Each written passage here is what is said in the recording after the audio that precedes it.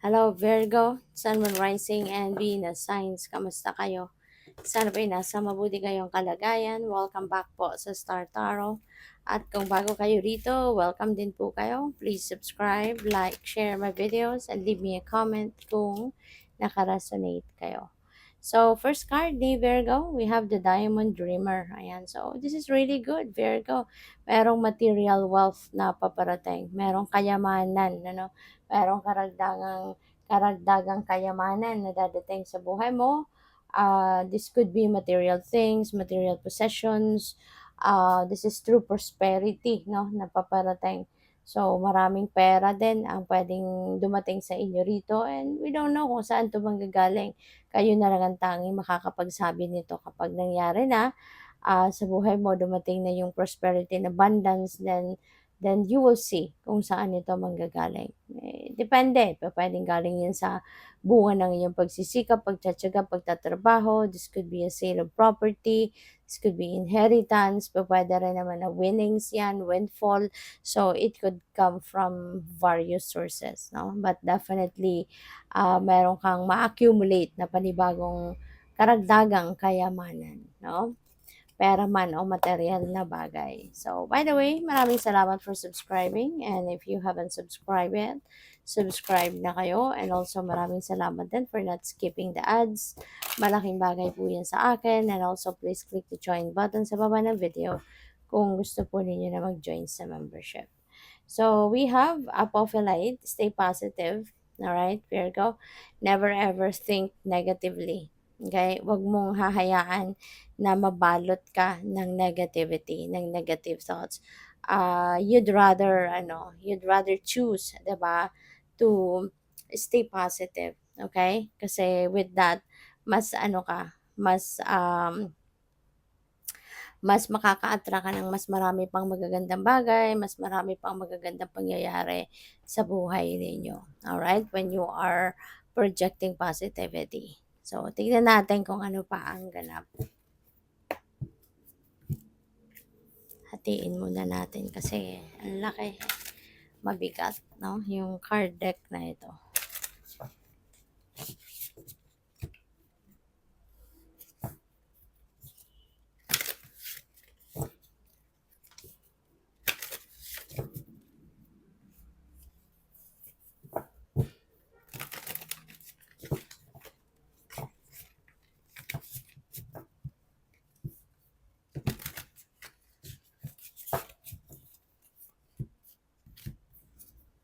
So, we have the Ace of Water. Napakaganda nito. Kasabay, no, ng material possessions na paparating sa iyo. Meron kang blessings din. You know, si Ace of Water, this signifies divine blessing na dadating sa iyo. At ang maganda rito, kasi yung blessings na to will be kung ano yung kailangan mo. So, talagang the universe provides, di ba? That's very true. The universe really provides kung ano yung kailangan natin. And in this case, yun nga ang sinasabi nito na whatever it is that you need, no, that will be met. Kaya may mga blessings na dadating. And you will be very emotional about this kasi maaaring sa pagtanggap mo ng mga blessings na to, you will be emotional because punong-puno ng pagpapasalamat dito ang puso mo. You will be filled with joy and happiness, and also your heart will be overflowing of gratitude, no? Overflowing din ng blessings na ibibigay sa iyo, overflowing din ng saya at ang pagpapasalamat na mararamdaman ninyo, no? You will be appreciating the blessings, no? These blessings that are coming in na talagang mula sa ikaibuturan ng inyong puso. So, depende sa inyong sitwasyon, depende sa kung anong kailangan ninyo, you can expect, no, na yan ay ipapadala sa iyo ng universe. So, some of you then, maybe, kunyari, pag-ibig, relationship, maaaring yun din ang kailangan ninyo sa ngayon. That is what also going to happen. Diba? Papadala ka ng universe ng mga tao or tao na po pwedeng maging karelasyon mo or mga tao na siyang magiging daan para na makilala mo na kung sino man yung taong nakalaan para sa'yo. Yung ganun ba? And also, your intuition will be heightened, no, around this time. Kaya lagi mo lang itong papakinggan. So, we have the Queen of Fire. Maybe you are going to embody the energy of Queen of Fire din sa ngayon. So, this is someone na very intelligent. While si Virgo naman dati na kayong intelligent. So, mas magiging mas matalino pa kayo sa ngayon. Mas madiskarte, mas determinado, mas focused. At your eyes will be on the prize, no? Ganun kayo kapag meron din kayong in-envision para sa sarili niyo. Talagang you're going to do anything and everything in your power to make it happen, 'di ba? Kaya magiging ganun ang ganap ninyo sa ngayon. So we have Eight of Water. For some of you, maaaring merong pagdududa, no? Ang iba, kasi iba-iba tayo. This is reading for the collective, kaya merong mga mensahe dito that will resonate with you. Merong mga mensahe na hindi magra-resonate sa inyo. Kaya kung ano lang yung magra-resonate, yun lang ang kunin ninyo. Ano lang yung sasakto, yun lang ang kunin ninyo. Okay? So, for some of you, maaaring meron ditong confusion, meron ditong um, pagdududa, no, sa inyong sarili, maaaring pagdududa sa inyong kakayanan, or maaaring pagdududa sa judgment ninyo. Kasi feeling ko dito ang iba, baka meron kayong kailangang pagdesisyonan, and maybe you can't figure out yet kung ano yung magiging final decision mo, kasi baka nagdadalawang isip ka, nagdududa ka, no, sa posibleng desisyon, ano, na gagawin mo.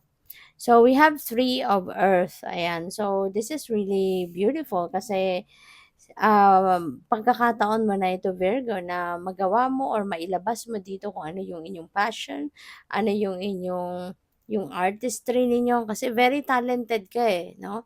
Very talented ka. And naturally, si Virgo, magaling, no, sa art, magaling sa, meron kayong um, creativity in you, 'di ba? At maaari ngayon, no, 'yun ang ilalabas ninyo, 'yan ang yayakapin na ninyong talents ninyo sa ngayon.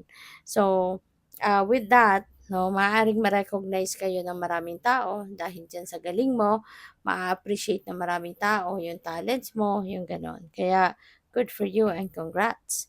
Pupuwede rin na meron din matututo din kayo rito na makipagtulungan. Maaaring matututo din kayo na makipagtrabaho sa iba. You know, you are going to collaborate with other people sa ngayon. So, what else? We have Four of Air. At wag ninyong kakalimutan na paminsan-minsan kailangan din ninyo na magpahinga. Paminsan-minsan kailangan din ninyo na mag-reset, no, ng sarili ninyo para lagi kayong ready for any situation, 'di ba? Kaya kung rested ang katawan mo, pati isip mo mas relaxed, mas mas nakakapag chill ka, yung gano'n. Kaya yun ang gawin ninyo, 'di ba? Kasi kahit marami kayong ginagawa, marami kayong aasikasuhin, when you are in good shape, when you are in good health, so walang magiging problema diyan, 'di ba? Makakapag-focus ka ng maayos sa gagawin mong mga trabaho. So, we have the King of Earth. Ayan. So, alam mo, napakaganda ng reading na ito, no, Virgo. Kasi si King of Earth, this is someone, ano, that signifies abundance and prosperity. 'Di ba? At hindi lang ito basta abundance and prosperity. Very successful na din siya sa kanyang money, career, and finances, si King of Earth. Ano na 'to, sitting pretty na siya. Kumbaga, kalmado na siya sa pagtatrabaho, kung nagtatrabaho siya or nagnenegosyo. Regardless kung saan nanggagaling yung pera niya, 'di ba? Ano na siya eh, kampante na siya. No, na maaari kasi na marami na siyang ipon, marami na siyang kayamanan, maswerte siya kasi puwedeng i-establish niya yung kanyang business, yung gano'n. At saka continuous, no, yung pagpasok sa kanya ng pera, ng blessings, no. Iba't ibang klaseng blessings kasi very generous din siya. Hindi rin siya nakakalimot tumulong, hindi rin siya nakakalimot magbigay, hindi rin siya nakakalimot mag-share ng kung ano ang meron siya. Kaya mas bini siya, 'di ba? So magiging gano'n din kayo, Virgo.